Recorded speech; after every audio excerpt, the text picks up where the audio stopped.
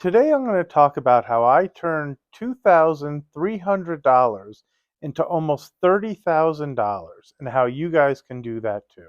So stick around, it's going to be a really good video today. I hope you guys appreciate it. Want to make your money work harder?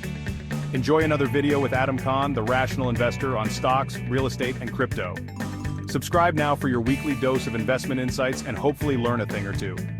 Hello my YouTube friends and happy Saturday. Forgive that I keep doing this because this thingy seems to have broken and I'm having trouble turning on the recorder and off and on.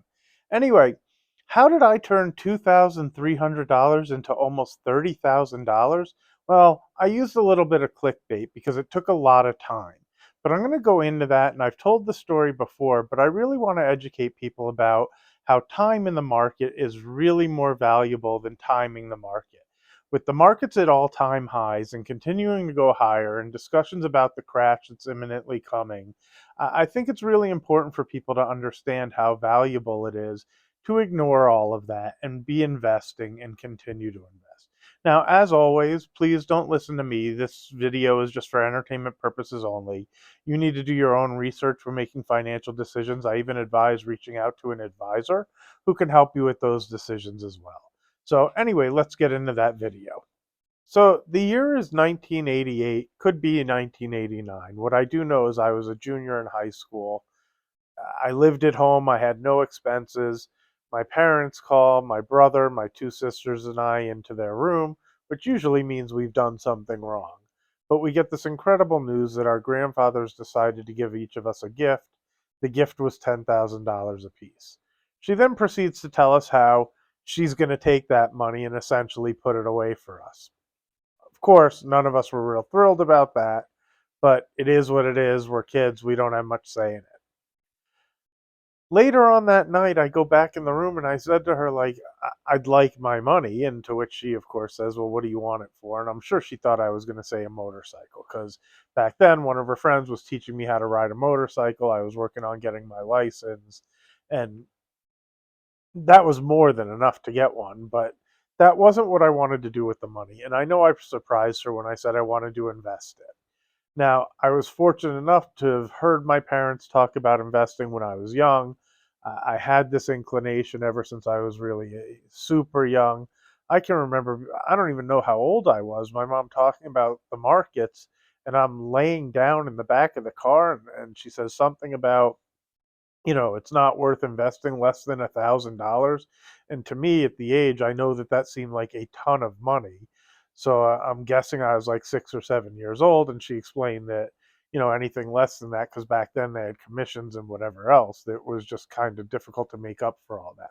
Anyway, the point of my story is she kind of looks at me all weird. She says, well, go down, write down what companies you want to buy and, and, and let me know, and we'll go from there. Now, I'm going to skip through some of it. I've told the story enough times, but I'm going to focus on McDonald's.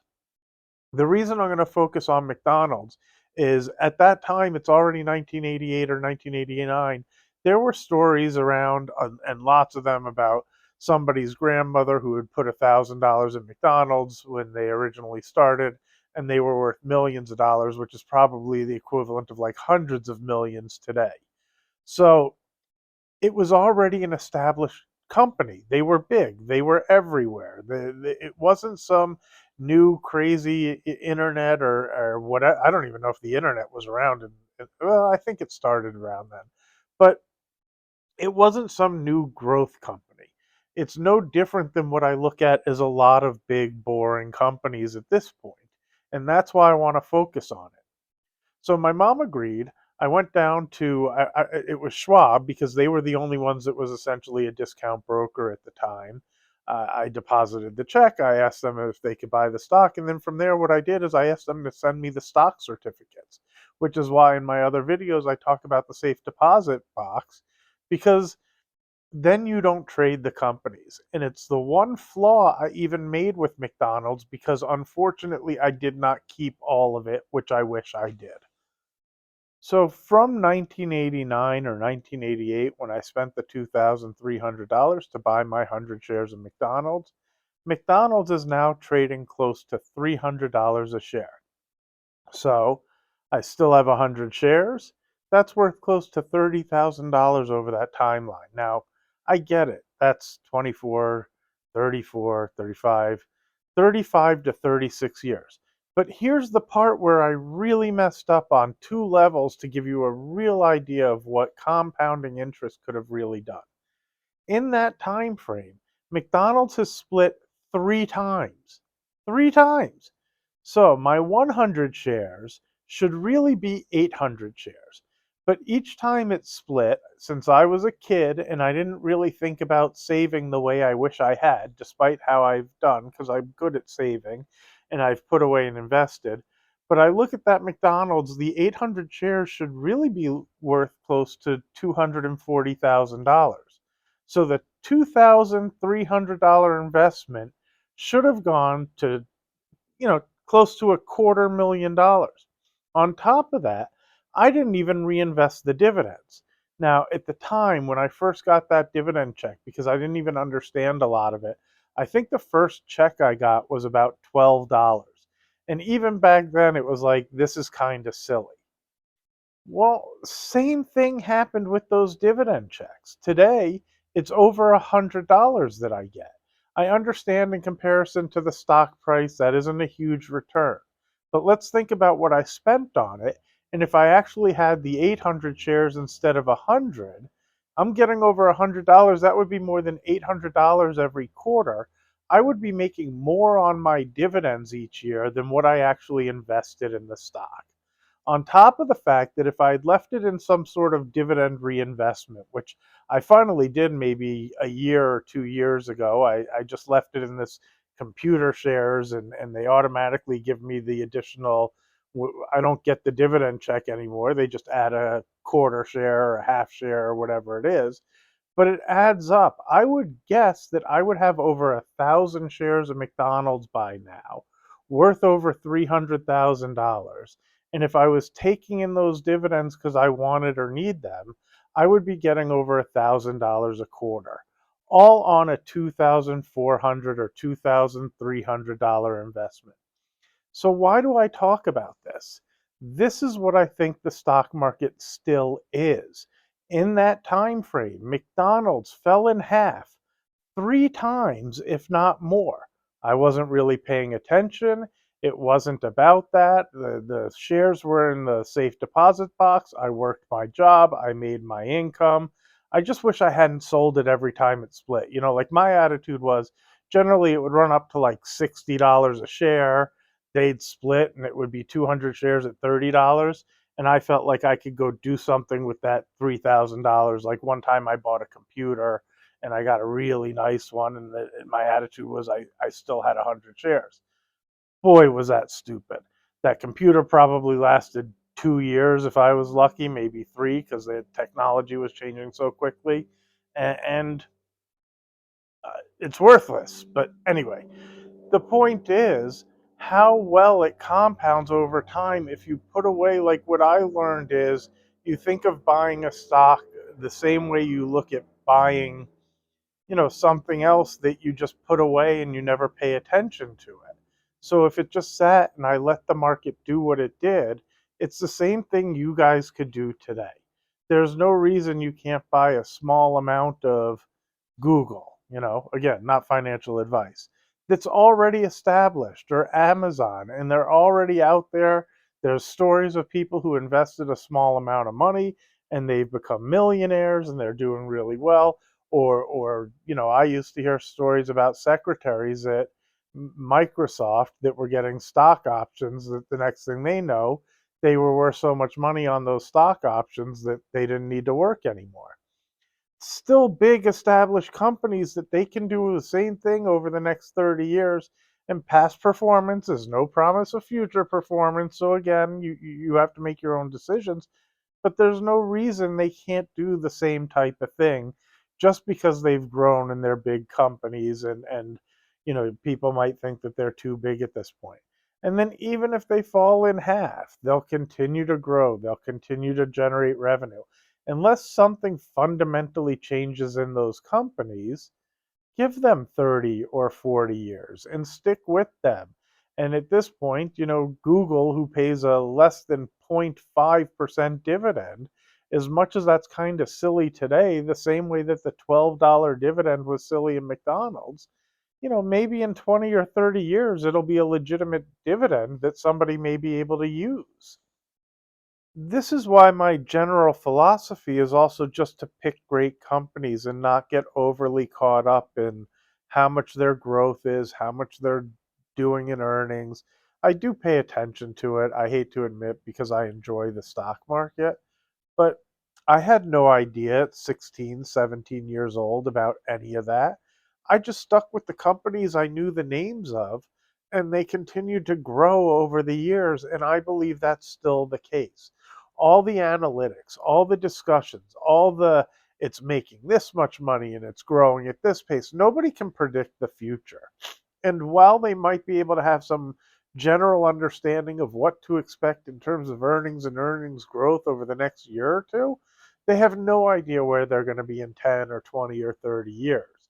So if you just stick with great fundamental companies, even if you overpay for them today, and even if they fall in half, to me, at this point, understanding it better, that creates an opportunity to buy more of it if the company's still a really good company. Like my fear personally of Costco, because I think it's way overvalued, maybe I need to get over that and just put an amount of money and recognize that if it falls in half or three quarters, where I think it's finally fairly valued, they're a great company. That creates an opportunity to buy more shares and continue along the path I'm talking about as long as I stick it out for 20 or 30 years and they continue to perform and do great things. It works out in the end, but you have to put the money away the same way that you buy a pack of gum and just kind of think of it as money that's gone and then hope to wake up in 20, 30, or 40 years and be pleasantly surprised at how much that pack of gum has increased in value.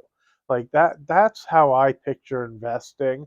I hope to encourage others to save and invest and not get upset about the government cheats or this guy cheats and life is unfair, and because what I hope and what I hope for you guys is you get to a point when retirement comes around that all the talk of whether they cancel Social Security or these programs or whatever else doesn't matter, because what you've thrown in your equivalent of safe deposit box has turned out to be enough that if you get it, great. And if you don't, well, you've taken care of yourself as well. Bad money habit number one is not paying yourself first. It's what I try to teach my kid who's 14 years old. Probably doesn't want to listen to me because I'm his dad. So I figure maybe one day he'll look at these videos. But if you take 10, 20% of your income and give it to yourself to invest somewhere first, before worrying about your bills, before worrying about everything else and living your life, that's going to do yourself a great service. Live off of the balance. Don't even think of that amount of money as part of your income. That's part of your savings. That's part of your retirement. That's part of making yourselves a better life as you get older and you don't have the energy that you have when you're young. I wish I had that energy still to run around and work as hard and everything else. But I hate to admit, as age creeps up on you and it comes really quickly, you just don't have the drive and the energy that you used to when you were younger. So I focus on the investing, I focus on the savings, and the paying yourself first is such a huge important part of that to get you where you need to go. The value of that is that if you still have your rent due and you've already paid yourself first, you pick up a side job, you figure something else to get that rent paid off because you need to pay yourself first. And that's just an expense that you have versus giving yourself a break this month because something else came up and you just don't have the money. So I'm going to reach into that and I'm not going to save this month and I'm going to pay the rent so I don't have such stress.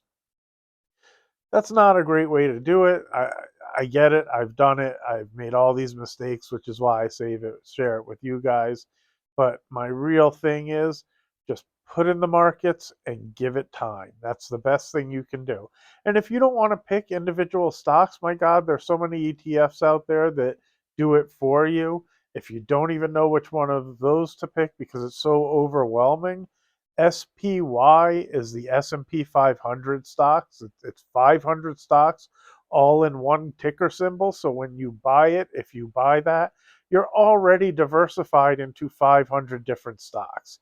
And if you want another one, the QQQ is the NASDAQ 100 stocks. I've shared with my family to split that up into like a 60-40 split, where 60% is going into the SPY and 40% into the QQQ, because my wife doesn't find any of this stuff interesting. So, as far as I'm concerned, if she put all of everything into those, she's well diversified and she's just going to do what the markets do. Like, there's no reason to learn about it if you don't find it interesting, but I would have a general understanding to know where my money's going and what's going on with it. And I forgot to mention with my wife, I want to thank today's sponsor of the video, which is my wife, Lily. I made dinner last night. I actually smoked a brisket for those of you who like it. between 18 and 20 hours, I smoked it. I have this whole way of doing it where I put it in the smoker for about 6.5 hours first with tons of smoke to make sure it gets hit really well.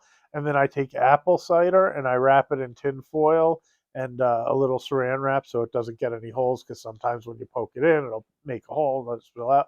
And then I give it another 12 hours on a really low heat the whole time. It comes out super tender, super smoky. Oh my God, it's better than anything I can get in a restaurant. It was awesome. We had such a good dinner last night. But anyway, if you guys hit that button a bunch of times and you hit the subscribe button if you haven't already, and if you make some comments, my sponsor will be really kind and maybe she'll make some dinner tonight, or maybe we'll go out to dinner or something like that. So I want to thank her for supporting me and being by my side. And, I made a comment in another video to ramble a bit more, that the real value of wealth is your family and your friends and finding contentness in life. And I don't mean to be like super sappy and anything else, but it's not about how much money you have or anything else. So try not to stress. Just surround yourself by good friends and family and enjoy things. Anyway, have a great Saturday. Tomorrow, 8:30, I'm going to try to do another live event. I'm actually going to go schedule it now, so it'll be up there. Maybe I'll even do one of those goofy shorts that, Sunday, Sunday, Sunday. Anyway, I'm old. There were those commercials I think those were the motorcycle races and the monster trucks and stuff when I was a kid on the East Coast. So have a great rest of your day. I'm going to try to get this posted shortly. And again, thumbs up, like, subscribe.